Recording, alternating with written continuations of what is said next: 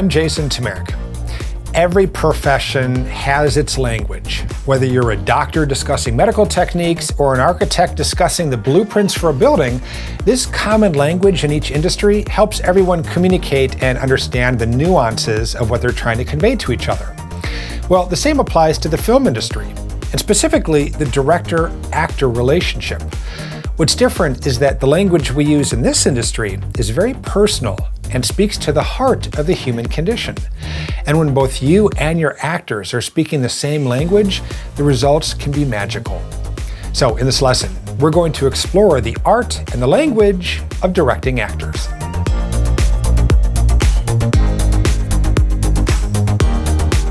A good actor is going to make themselves emotionally vulnerable in front of the camera lens. And the more they can trust and understand the director's vision, the more they're going to be willing to open up for the moment.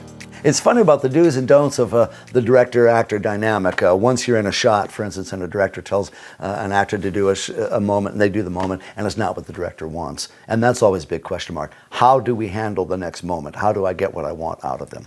You know, there are two things that I look for from a director. One is trust, and the other is communication.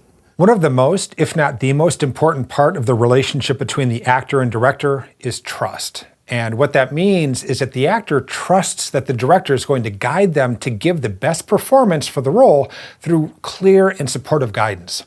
Because you see, acting isn't just about moving from point A to point B or saying lines a certain way. A good performance transcends all of that and requires the actor to go past themselves to tap into parts of themselves that they may bury in real life. Acting is kind of like being in a therapy session, and it can feel really raw and vulnerable, especially since the actor is going to these emotional depths in front of an unforgiving camera and possibly hundreds of crew members. The only lifeline that each actor has is to the director. And the expectation is that that director is going to be there to help create a comfortable, safe environment for the actors to play their role. Look, I'll bring you money. I've got money. How much money do you want? Withdraw $1 million. We'll send you the routing numbers for our bank account in 2 hours. Mrs. Drysdale. Mrs. Drysdale, it is not an option. Let go of me. It is not an option! Peter, talk to me about options! Didn't you see those pictures? That's my husband! My way of working with actors is really simple. Our trust relationship depends on them knowing I will never let them look foolish. And my end of that bargain is to always tell them the truth. If a director has an issue or problem with communicating with an actor, then we've got a problem, Houston. I find the easiest way is to be very straightforward. Now, that's not to say that I'm not unbelievably nurturing and gentle and supportive, but I don't lie to them. And because they know I don't lie to them, they will go all that much further to giving me what I want until it's what I want. An actor isn't always going to get it right. The director has a certain vision as to how they see this whole thing being played out. And if you cannot relay your vision to an actor, and the actor just isn't getting it, he just isn't delivering, that director is going to find himself in a world of frustration and stress. When you're directing and providing feedback to your actors, it's really important to be supportive, but not patronizing. You want to give real, honest feedback after each take so the actors have a direction to go in for the next take. Whether that direction is to maintain the same performance or to try some variation of the performance, being honest about what worked or what didn't work in a take is going to help the actor trust that you have their best interest in mind. When an actor trusts you, they'll feel more comfortable to open up and deliver a deeper, more vulnerable performance.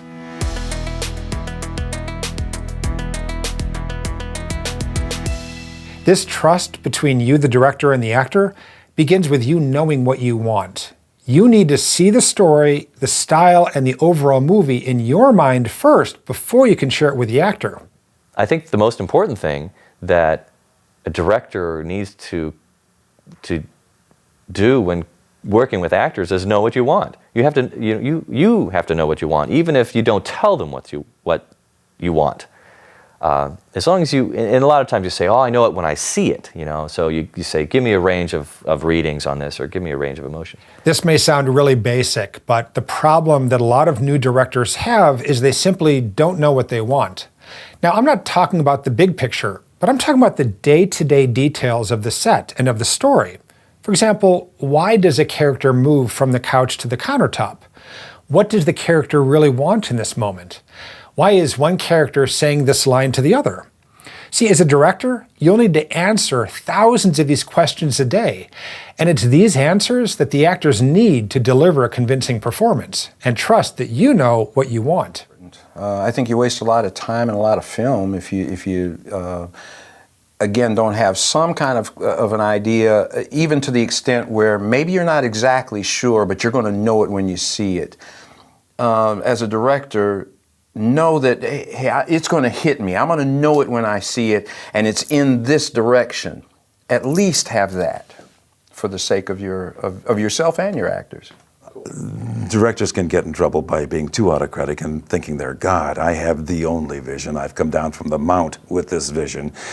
Take advice. Listen to others off camera, off production sets.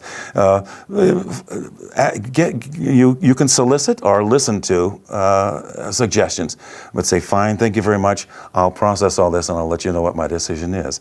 The best politicians, best leaders do this. I think Clinton used to listen to all the varying opinions, and when it came time, he said, okay, this is what we're going to do. And half of it was his idea, and the third of it was his idea, and it all came through the boss, and that's what we did then.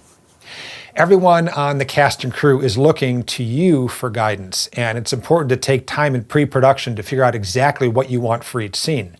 So when it comes time to shoot, you'll be ready to answer the barrage of questions from not only the cast, but also the crew.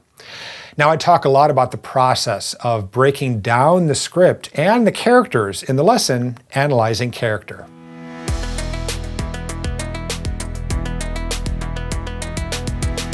In much the same way the cinematographer has their own terms for lighting and the lens and the camera, and the actors have their own language that helps them create a realistic character, as a director, it's important to know how to effectively convey your vision to the actors by speaking in their terms. I can do a lot of things, but the director has to find the vernacular, the vocabulary that an actor can understand. If you say, make it more real, it's like, look, this is real. I'm as real as I can be.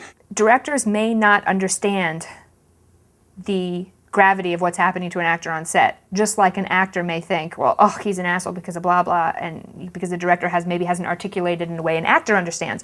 If you say to an actor, that's great, but make it bigger, what does that mean? Does that mean you want me to flap my arms? What does that mean? So, actors assume that when people use buzzwords like that or silly little words like that, they mean something else. It may be completely different. It's a communication thing.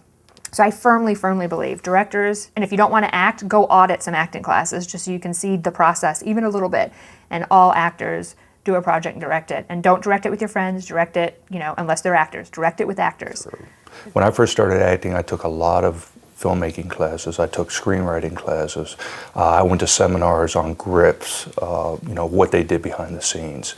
A director should do the same thing, in my opinion. He should take some acting classes, not to become an actor, but just to get a feel of what an actor goes through. On-camera classes, scene study classes, even improv. If nothing more, that director should maybe just set up a camera and read into that camera. It's not as easy as it looks, trust me. But that produces good communication between an actor and a director. Some actors will say, I hate working for directors that say don't. Oh no, don't cry here. No, don't laugh here. Or don't get up, just sit. Because actors feel they're being locked in. I can take that or leave it, frankly. Basically, at least they're telling me one place, oh, don't go down that road. Okay, they're helping me eliminate choices, because an actor having a creative imagination can have a lot of choices. So the closer the director can say, it's that door. Oh, thanks.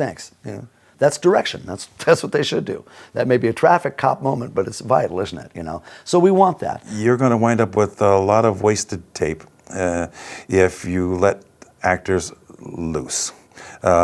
Some of them will do absolutely nothing if they aren't told which way to move. They'll just barely say the words. Other actors will put their teeth marks on every piece of scenery you have, because they will just, I'm not restricted by a direction. I can go in every direction, and they will. And that's even more worthless than getting nothing. Sometimes actors complain about directors asking for end result. I need you to cry here. Now, the typical, say maybe a method actor might say, well, but why am I crying? What's my motivation? Why do I need to cry? They might even argue that. But an actor that is confident and likes a challenge and wants a clear-cut direction will appreciate that, because now I know he needs me to cry. Now it's my job to figure out how to get there. It's my job to figure out how to get to that cry. I love that, because at least now I know where I have to go. A director, especially a first-time director, is going to leave a lot of work to the actor to make these decisions. And a strong actor is going to run with it. It's going to take the director places they never imagined. But as a collaborative work, it's nice to know that you're giving them what they want and they know what they want, instead of just scattershot approach. So I recommend that a director at least have an image of what they want and then be able to convey that to the actor in some way, which isn't always easy, which never is easy. That's the skill. That's the art of directing, I imagine. The actors that really don't like a director say, I need you to cry here, are complaining because it's the result. They don't want the result. They want the process going to the result. They need help with the motivating factor to get them there. Well, now this is an actor that relies more on a director than they should, and it's probably a sign that they're a stage actor or a studio classroom actor more than a set actor. Any actor that's been on the set knows there's no time to be directed. Some of the ways you can do this is to use verbs. Remember that actors can only do things. They can't be things. So when giving direction, always describe the action that they should be doing. For example, walk aggressively towards her, or quietly assess the situation, or all you want to do is get out of there. You also will want to avoid any intangibles. See, actors can't act bigger or be more real. These directions are empty and they give the actor no tangible guidance for their performance. Next, you want to help the actors understand the subtext of each moment. In a well-written scene, the dialogue isn't what the scene is about. The scene's really about something completely different, a feeling or a driver beneath the dialogue. So let's say, for example, we're shooting a scene where a man is explaining to his boss why he's late for work that day. The scene really isn't about why he's late for work. It's about the character's underlying fear of getting fired. So discuss and direct that fear more so than the actual lines about why he was late. Next, guide the actor towards what their character wants in the scene. What's their goal or their objective? What do they want and how badly do they want it? The man desperately wants to keep his job because he knows he has a bonus coming which he wants to use to surprise his girlfriend with a beautiful engagement ring. Okay, now there are stakes attached to the scene. The actor can really work with this. Lastly, explain what happened in the moments before the scene takes place to get the actor into the right headspace for the scene. Are they coming in angry? Are they coming in relaxed? Did this person just arrive late to work after sitting in a traffic jam for an hour? See, these are all story points that you should have discussed in the rehearsal process so that when you're on set, it's not about discovery, it's just about reminding the actors of what you talked about before. So you should not be discussing these core motivations for the first time on set. If you'd like to learn more about directing context, be sure to check out the lessons Rehearsing Actors and Directing Actors on Set. Remember that even with these directions, a performance can still feel stale. And this will happen towards the end of a long day on set, which can be really frustrating to both you, the director, and the actors. When an actor is too much technique, the idea is to get them out of their head, because that's where they are. They're not in their heart. And so there's a couple things to do. One is change up what they're doing, change the lines, change the blocking, throw them a curve so that they get out of the path that they're in. And the other thing to do is to try to reach their heart, to talk about intent, but talk about it in a way that's really, really personal. And actually there's 3 things to do. And the third thing to do is ask them to throw it all away. Throw it all away. Throw away all your preparation, throw away everything you thought the scene was about. I just want you to connect with your fellow actor and listen. That's it. And if I catch them not doing what I just asked them to do, I'm going to call them on it. No. Stop. Listen. Connect. That's it. That's all. End of story. And always remember that directing is not a one-size-fits-all approach. You need to tailor your approach differently for each individual actor. And that's why prep is so important, not only for you, but for the actors, to not only uncover the underlying themes of each scene, but to get to know how to best talk and communicate with each other. All right, everyone, that's all we have time for today. If you want to see the rest of this video tutorial, if you want to read the exclusive companion guide and download projects that you can use to practice these techniques at home, be sure to check out the full course at FilmSkills.com. Now, if you really want to improve the quality of your productions, I'll take you much deeper into the entire filmmaking process in the paid course at FilmSkills Unlimited, where I partnered with Arri, Audio-Technica, Panavision, Matthew Studio Equipment, Ledgo, and KinoFlow to produce an online training curriculum so complete that over 115 film schools, universities, and film commissions use my program.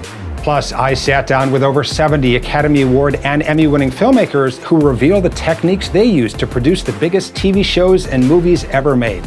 So join over 20,000 filmmakers and learn how to write better screenplays, become a more effective director on set, master advanced cinematography techniques, unlock the full capabilities of your camera and lens, improve your shots with Hollywood lighting techniques, learn how to record audio, design sets, edit, and much more. And as a special bonus, I've also negotiated special discounts on software and gear just for FilmSkills members. And as a member, you also have exclusive access to hundreds of projects and exercises to practice and hone your skills, plus nearly 2,000 pages of my illustrated companion guides, personal mentoring, job shadows, and much more. So check out FilmSkills.com for more information. And by the way, you're also invited to join my free 1-hour filmmaking course, where I share my top 10 secrets to achieving a professional look that helped me grow a career shooting in over 35 countries for top studios and brands.